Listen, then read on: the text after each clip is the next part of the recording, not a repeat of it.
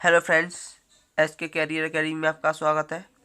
आज हम पढ़ेंगे क्लास 10th का मैथ, जिसकी 3.2 प्रश्नावली है, जिसका दूसरा क्वेश्चन है अनुपातों A1/A2, B1/B2 और C1/C2 की तुलना कर ज्ञात कीजिए कि निम्न समीकरण युग्म द्वारा निरूपित रेखाएं एक बिंदु पर प्रतिच्छेद करती हैं। एक बिंदु पर क्या करती हैं? प्रतिच्छेद करती हैं या समांतर हैं अथवा समपाती हैं। ये हमें ज्ञात करना है। क्या करना है? ये हमें ज्ञात करना है। पर पहले हमें ये जानना होगा कि प्रतिच्छेद करती रेखाएं या समांतर रेखाएं या समपाती रेखाएं होती कौन सी हैं। तो आइए देखते हैं। जैसा कि हमारे जो मैथ में ये सारणी दी हुई है, उसमें से देखेंगे कि हमारे जो दो समीकरण होंगे उनमें से A1/A2 और B1/B2 और C1/C2 के हम मान निकालेंगे। पहले देखते हैं A1/A2, B1/B2 और C1/C2 के मान कैसे निकालते हैं। तो जैसे कि हमारे यही समीकरण दिए हुए हैं, x - 2y = 0, 3x + 4y - 20 = 0। तो यहाँ से हम मान निकालेंगे। तो हमें इसकी तुलना किससे करनी है? ax + by + c = 0, इससे तुलना करनी है। तो x का जो गुणांक है वो a होगा, y का गुणांक है वो b होगा और c होगा वो c1 ही होगा। यानी पहले वाले जो समीकरण होगा उसमें क्या है, हमारा A1 B1 C1 होगा और दूसरे वाले समीकरण में क्या होगा? A2 B2 C2 होगा। तो आइए देखते हैं। इसका गुणांक कितना है? 1। यानी A1 का कितना है? 1। इसका गुणांक कितना है? -2। तो ये होगा हमारी, जैसे कि इसका b है, y का गुणांक b है, तो b 1 होगा -2। और C1 तो यहाँ पर है ही नहीं, तो C1 क्या हो जाएगा? 0। ऐसे ही A2, x का गुणांक a है, तो A2 = 3, B2 = कितना दिया है? 4 और C2 = कितना दिया है? -20। अब देखते हैं ये दिया है क्या। ये रहा A1/A2 कितना है? 1/3, यानी 1/3। B1/B2 कितना दिया है? -2/4, -2/4। C1/C2 कितना दिया है? 0/-20, तो 0/-20। ऐसे निकालते हैं हम A1/A2, B1/B2। ठीक है। अब देखते हैं कि अगर हमारा A1/A2 बराबर होगा B1/B2 के, तो रेखाएं प्रतिच्छेदित करती हुई होंगी। कैसी होंगी? प्रतिच्छेदित करती हुई होंगी, जिसका केवल एक हल होगा। कितना हल होगा? केवल एक हल होगा, और या कह सकते हैं अद्वितीय हल होगा। अगर हमारे जो गुणांक होंगे वो सभी बराबर हुए, A1/A2 के, B1/B2 के, C1/C2 सभी आपस में कैसे हुए? बराबर हुए, तो रेखाएं समपाती होंगी। अपरिमित रूप से अनेक हल होंगे, समपाती होंगी जिसके अनेक हल होंगे। अगर हमारा A1/A2 B1/B2 के बराबर होगा लेकिन C1/C2 के बराबर नहीं होगा, तो समांतर रेखाएं होंगी जिसका कोई हल नहीं होगा। इसका पहला क्वेश्चन है 5x - 4y + 8 = 0। समीकरण फर्स्ट। 7x + 6y - 9 = 0। समीकरण सेकंड। अब यहाँ से हम पहले A1 A2 B1 B2 इनके मान निकालेंगे। तो समीकरण 1 से A1 क्या होगा हमारा? A1 होगा 5। B1 क्या होगा हमारा? B1 होगा -4। C1 होगा हमारा 8।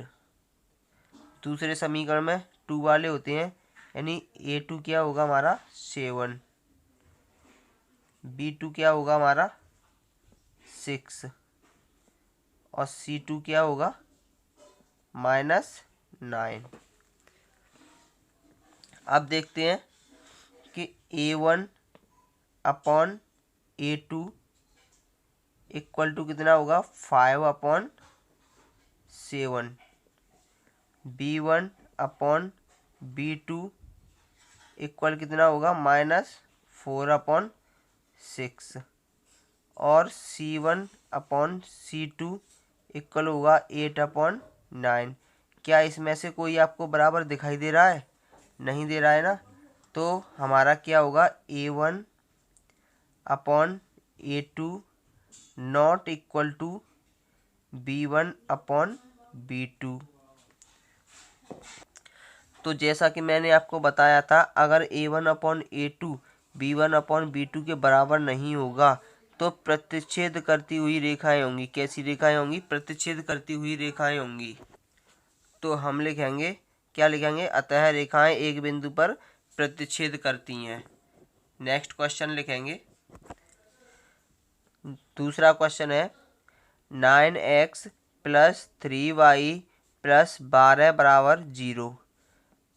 दूसरा समीकरण है 18x प्लस 6y प्लस 24 बराबर 0।